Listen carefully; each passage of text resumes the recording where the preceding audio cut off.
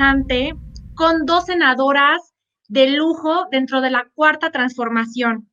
Tenemos a la senadora Marta Lucía Mitchell Camarena, que nos va a hablar de las leyes, iniciativas y reformas que se han implementado a favor de la paridad dentro de la Cuarta Transformación, Sandy. Bienvenida, senadora. Sandy, te dejo para que lea su semblanza. Gracias, Pati.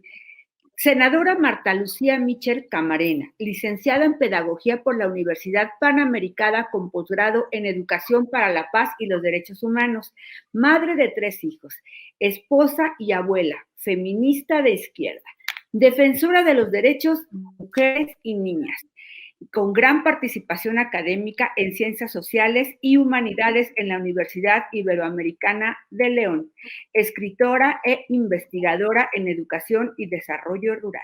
Su trayectoria legislativa es muy amplia y pues bueno, puedo mencionar que fue diputada local por el PRD en el Congreso de Guanajuato, diputada federal por el PRD, presidenta de la Comisión de Igualdad y Género y actualmente senadora de la República por Morena por Guanajuato, presidenta de la Comisión para la Igualdad de Género, integrante de las comisiones de Salud, Derechos Humanos, Relaciones Exteriores, Desarrollo Urbano, Ordenamiento Territorial y Vivienda. Bienvenida, senadora. Senadora, un honor contar con su presencia.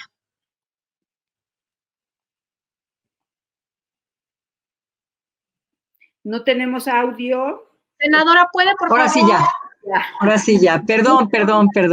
No se preocupe. Pues muy buenas tardes. Muchas gracias. Es un honor para mí estar con ustedes y estoy muy complacida por la invitación a este webinar en el marco de la conmemoración del 25 de noviembre, el Día Internacional para la Eliminación de las Violencias contra las Mujeres y las Niñas. Muchas gracias a Pati González Miranda. Muchas gracias, Pati, amiga activista de la Ciudad de México, y a Daniel Marmolejo, quien nos ha hecho la invitación de la plataforma Cuarta República. Bueno, un saludo muy afectuoso a todas y todas con quienes tengo la oportunidad de compartir esta tarde este espacio. Me da mucho gusto, la verdad. Bueno, tendremos un conjunto de reformas legislativas que hemos llevado a cabo en la 64ª legislatura en el marco de la Cuarta Transformación de nuestro país. Entonces, pues voy a compartir con ustedes esto. El trabajo legislativo es una parte fundamental de las políticas públicas. Como senadora feminista insistencialista, porque así es como me he definido, y creo que todas estamos igual, como unas insistencialistas irredentas del grupo parlamentario de Morena, integrante de la ya denominada legislatura de la paridad de género. Tengo mucho orgullo por compartir con ustedes que en estos 2 años de legislatura hemos logrado grandes avances muy importantes, por ejemplo, en la aprobación de iniciativas relacionadas con los derechos de las trabajadoras del hogar, la igualdad salarial, en materia de paridad, reformas a diferentes ordenamientos, en materia de violencia política contra las mujeres en razón de género, reformas en materia de órdenes de protección para las mujeres y las niñas víctimas de violencias y reformas en materia de violencia digital y violencia mediática. Esto ha sido muy importante para todas nosotras y bueno, pues creo yo que en estos 2 años, como lo dice la lámina, hemos podido avanzar muy seriamente en esta agenda feminista, en esta agenda de la 4T, precisamente para ir avanzando un trecho en el acceso al ejercicio de nuestros derechos. Esto es una exigencia ciudadana, todo lo que hemos legislado, la paridad, la igualdad salarial, la violencia política, las órdenes de protección en materia de protección de las mujeres y la violencia digital y mediática, que era importantísimo incorporarlas. Bueno, de manera concreta voy a empezar compartiendo con ustedes lo relativo a la reforma constitucional en materia de paridad, que ha sido reformada nuestra Carta Magna una vez más, algo que faltaba, la paridad entre mujeres y hombres. Nuestra Constitución inevitablemente es hija de su tiempo, queridas compañeras y compañeros, un tiempo en que la igualdad de las mujeres no constituía una preocupación para los hombres, evidentemente para los hombres del constituyente. Por eso, un tiempo en que hablar de paridad en la participación de las políticas, de la participación política de las mujeres era impensable, absolutamente impensable. Pero en el siglo XXI, las legisladoras no podíamos menos que plantear esta gran reforma a nuestra Constitución y plasmar en ella el reconocimiento del derecho de las mujeres a participar en condiciones de igualdad en la vida política del país. Porque eso es, ni más ni menos la paridad. Eso es la paridad. Igualdad. Igualdad entre mujeres y hombres en el ámbito político. Por ello, el principal propósito de esta reforma es proteger y garantizar que el principio de paridad, de igualdad sustantiva, se traduzca en la práctica en un mandato para la participación paritaria en aquellos espacios donde persisten desigualdades entre mujeres y hombres. Esta reforma plantea el reconocimiento de los derechos políticos y los derechos electorales de las mujeres en condiciones de igualdad, con perspectiva de género y desde una óptica de derechos humanos. ¿Cuáles son los principales avances de esta reforma? Y es muy importante que ustedes lo sepan. Primero, incorporamos un lenguaje incluyente y no discriminador en todo el articulado que se reforma. Segundo, establece que los partidos políticos deberán observar en la postulación de sus candidaturas el principio de paridad de género, así como fomentar dicho principio con la finalidad de promover la participación del pueblo en la vida democrática. El tercero, establece la paridad en los 3 niveles de gobierno: municipal, estatal y federal, y en los 3 órdenes de gobierno: el ejecutivo, el legislativo y el judicial. Establece que los partidos deberán observar en la postulación de sus candidaturas el principio de paridad de género, así como fomentar dicho principio con la finalidad de promover la participación del pueblo en la vida democrática. También incorpora la paridad en las listas de diputaciones y de ayuntamientos. Eso es muy importante. Acuérdense que nosotras tenemos la legislatura de la paridad, pero resultado de la reforma que se realizó en 2011, 2014, precisamente por el tema de la reforma al artículo 41, pero solamente hablaba de las listas a diputaciones federales, pero ahora, y locales, y ahora estamos hablando, fíjense, de los ayuntamientos, que era muy importante. Esto creo yo que es muy importante, y porque con esta gran reforma cumplimos además con lo establecido en tratados internacionales que México ha suscrito en materia de participación política de las mujeres, referentes a la representatividad y el reconocimiento de la que las mujeres pueden y deben ocupar cargos y puestos en toma de decisiones en el ámbito público. En este país, las mujeres políticas, las mujeres legisladoras, hemos mostrado y hemos demostrado que tenemos un proyecto de país, que tenemos un proyecto de nación, que muchas de nosotras tenemos como un principio fundamental la defensa de los derechos de las mujeres y de las niñas.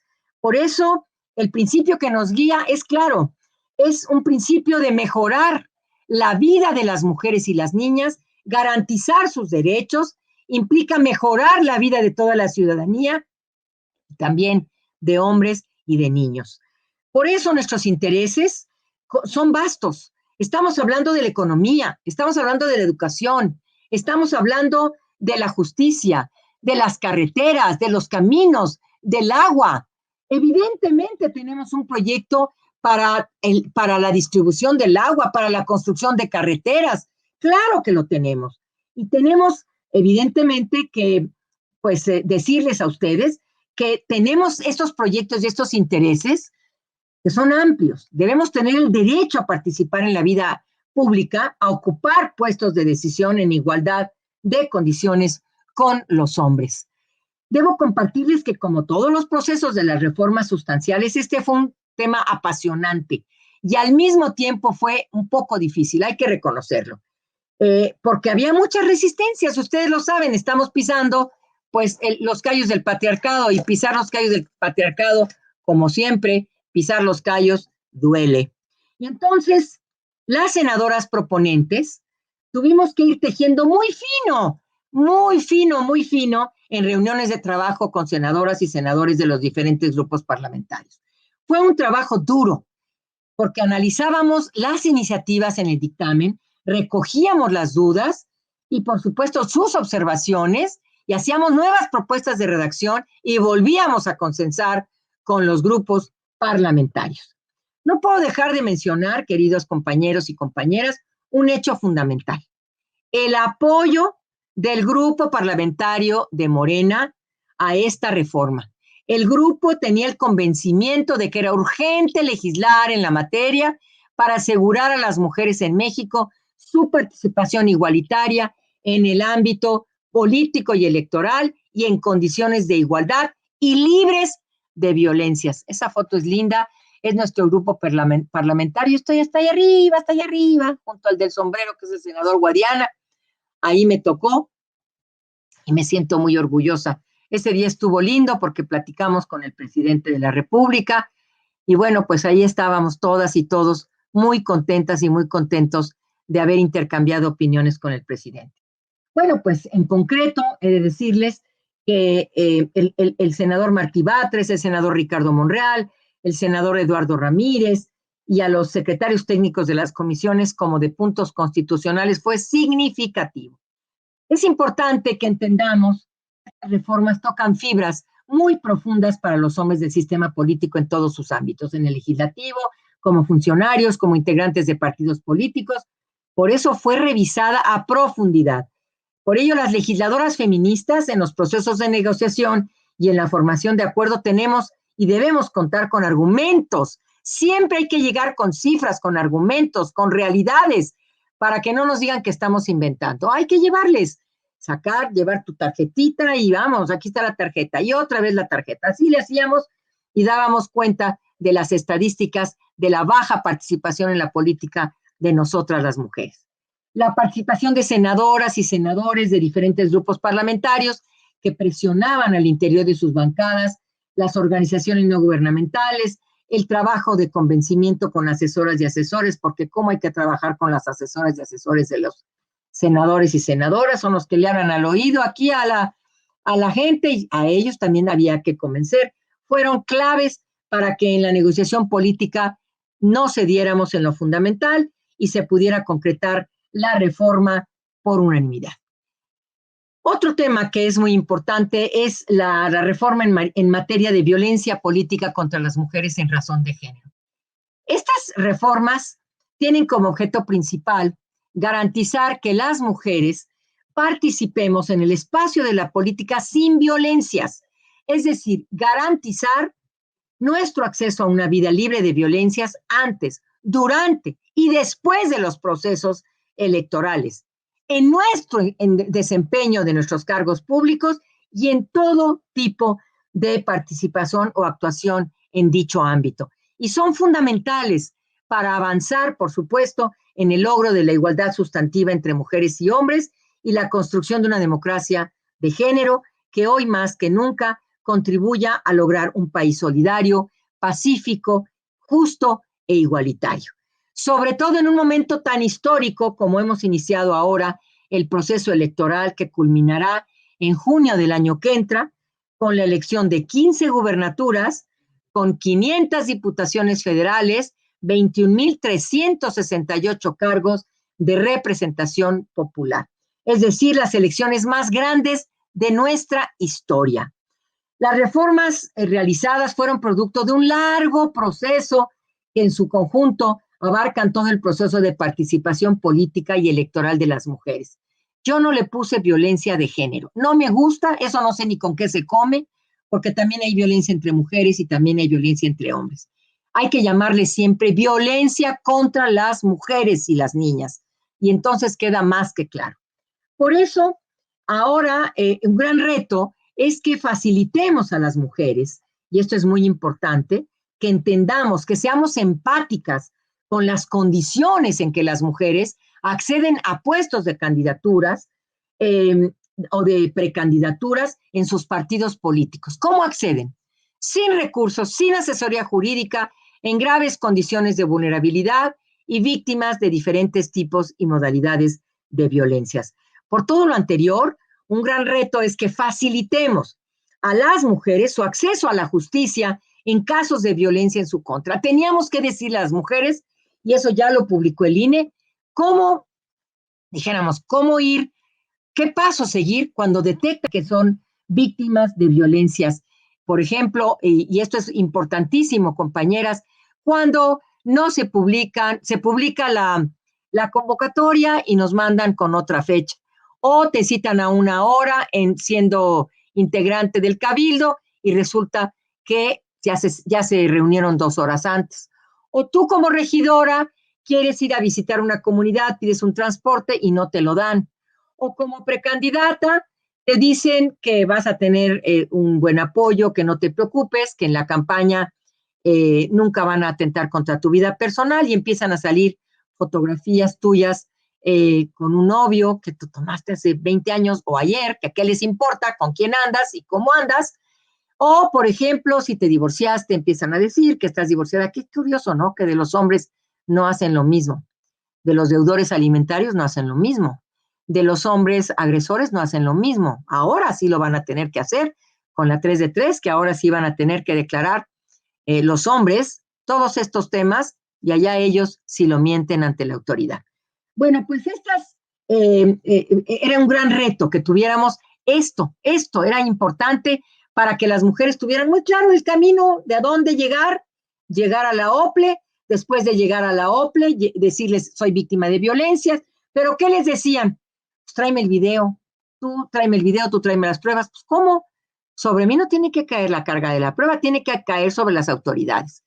Y una vez que se sustancie toda la documentación, todo el caso, se manda al INE y ahí sí no hay una autoridad que depende de nadie, porque los OPLEs en los estados, ya la sabemos, dependen mucho de los gobernadores y de los presidentes municipales. Por eso era muy urgente que quedara en lo estatal, pero que quien definiera la investigación era el INE, allá, a nivel nacional. Porque típico que el gobernador le dice a la OPLE estatal, ¿no? Oye, ese caso que traes de ese regidor que te está diciendo, no, es de mi partido, olvídalo ya. Eso, por favor, deténlo. Como si no conociéramos cómo se las gastan algunos gobernantes en todo el país. Bueno, pues entonces creo yo que, y era importante decirlo, que esta reforma es fundamental en este momento. Legislamos sobre la paridad, legislamos sobre la violencia política contra las mujeres en razón de género y pasamos a la tercera gran reforma, que es para seguir abonando precisamente legislativamente. Hablamos de la violencia digital y de la violencia mediática. Es decir, en este tipo de reconocimientos normativos abonan mucho a la construcción de una sociedad menos violenta y más respetuoso de los derechos de todas nosotras. Por ello nos dimos a la tarea de hacer un amplio proceso de consulta porque nos llegó de la Cámara de Diputados, nos llegó esta minuta, hicimos una muy buena consulta con academia, con jóvenes activistas, con empresas de Facebook, con Twitter, con plataformas, con organizaciones que defienden y trabajan la libertad de expresión, hasta lograr una gran propuesta que atendiera las observaciones de todas ellas, pero sin perder la esencia de lo que se buscaba. ¿Y qué era lo que se buscaba? Proteger la vida, la integridad, la intimidad, la privacidad y el derecho de las niñas y las mujeres a vivir una vida libre de violencias. Fíjense, proteger la vida, la integridad, la intimidad, la privacidad y el derecho de las mujeres y niñas a una vida libre de violencias. La activista Olimpia Coral Melo ha sido promotora de reformas de ley en los congresos estatales, la que se conoce como Ley Olimpia, y hasta el momento son 23 entidades las que han aprobado normas en este sentido. Hay reformas presentadas en otros estados en el mismo sentido para regular la violencia que ejerce en el ámbito digital, particularmente en Internet. Sin embargo, nos metimos también a la violencia mediática. Y la violencia mediática que veo que no viene en las láminas, es muy importante decirles que la violencia mediática es la de los medios de información, fíjense bien, que promueven el sexismo, la discriminación, la violencia contra las mujeres y mensajes que mantienen este estereotipo de lo que es ser mujer y de lo que es ser hombre. Esa violencia mediática ya quedó tipificada como violencia en el Código Penal Federal y nos sentimos muy orgullosas porque va a haber órdenes, medidas de protección contra las mujeres que denuncien. Se le va a decir a la plataforma que retire inmediatamente esas imágenes, que para quien promueva, distribuya, publique, sin el consentimiento de las personas que aparecen en estas imágenes y menores de edad, estarán cometiendo actos de violencia digital y en el caso de violencia mediática, por estar normalizando y favoreciendo el sexismo y una vida con violencias para las mujeres y las niñas. Bueno, pues cierro haciendo mención a los orígenes de la conmemoración del Día Internacional de la Eliminación de la Violencia contra las Mujeres, que se remontan a 1981, cuando militantes y activistas ante la violencia de género que estaban viviendo en un movimiento integrado en Latinoamérica, estas tres mujeres, Patria, Minerva y María Teresa Mirabal, dominicanas, fueron asesinadas brutalmente. No se murieron de un catarro, las asesinaron, no se murieron. La muerte, la muerte no, el asesinato. Fueron asesinadas y ayer, el 25, cumplieron 60 años de haber sido asesinadas. 60 años de una vida que dio, una muerte que dio luz, que nos ayudó a levantar la voz, que nos dijo no más violencias contra las mujeres. Estas tres mujeres son extraordinarias. Si leyeran sus libros como Vivas desde su jardín, Tres heroínas y un tirano, Mañana te escribiré otra vez, les van a encantar. Ya me despido de manera muy especial. Quiero decirles a todas ustedes, como les llamaban a las tres hermanas Mirabal, las mariposas. Larga vida a ustedes, queridas mariposas. Muchas gracias. Muchas gracias, senadora. Senadora, pues tenemos aquí en las redes muchas preguntas para usted. Voy a ser un poco breve con estas preguntas. Nos dice Cris Rodríguez, como ciudadana, ¿en qué puedo apoyar? ¿Qué puedo hacer para sumar? Bueno, pues lo primero hay que capacitarse, hay que leer mucho, hay que estar con las mujeres, acompañarlas, ir a los centros, a las unidades de atención, por ejemplo, en la Ciudad de México, ahí te pueden capacitar para que acompañes a mujeres, les ayudes a identificar la violencia, les ayudes a frenarla, a eliminarla de sus vidas. No todas las mujeres quieren denunciar, acuérdense. Muchas mujeres lo que quieren es frenar la violencia en su vida y eso es lo que tenemos que ayudar, a que frenemos. Entonces hay que sumarse, por supuesto que hay que sumarse a esta campaña, irse a capacitar a los institutos de las mujeres, a ofrecerse como voluntaria, estudiar derecho también si pueden. Mucho pueden hacer, pero en los diversos estados ofrecer sus servicios de servicio social en los institutos de las mujeres. Senadora, bueno, más que preguntas, orientación.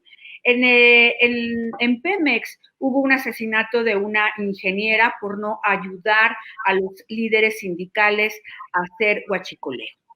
La asesinaron. A otra chica más, que es la que me está escribiendo ahora, yo esto lo denuncié hace un tiempo con el presidente de la República y le dieron un seguimiento. Pero ahorita me está escribiendo otra chica que a ella la golpearon y la violaron los líderes de Pemex. Ella ya levantó esto en la fiscalía, amiga también de la que murió, levantó las denuncias, mataron a su testigo, mataron a su pareja, la siguen amedrentando y la quitaron de activo porque está en receso por el asunto laboral, no puede regresar al mismo lugar a donde fue violada. Ella sigue en la lucha, pide su apoyo para que se haga justicia, ya que las personas que la ultrajaron siguen laborando porque están protegidos, porque son líderes sindicales. ¿Qué respuesta le puede dar a esta persona? Tenemos una unidad de género en el Senado, puede acudir, por supuesto, la podemos orientar, podemos darle seguimiento al caso. Yo lo único que siempre evito, y lo sigo haciendo toda mi vida, es que estas mujeres cuenten su historia 20 veces, 30 veces y no les resolvamos absolutamente nada. Si ella ya hizo la denuncia, la orientaremos, le diremos a dónde lo tendría que hacer, nos dará mucho gusto orientarla y acompañar y saber qué está pasando con el caso. Puede ir o puede buscar la unidad de género o mandar el caso a malu.mitcher@senado.gov.mx, que es en mi correo oficial, y se lo enviaremos a la unidad de género para que se comuniquen con ella, con mucho gusto. Muchas gracias. De nada, de nada. Senadora, tenemos también una pregunta de Graciela. ¿Se podrá confiar en el INE después de la implementación de la iniciativa 3 de 3 contra la violencia hacia las mujeres? Yo creo que sí hay que confiar en esta institución. Es una institución que ha promovido mucho la participación política de las mujeres.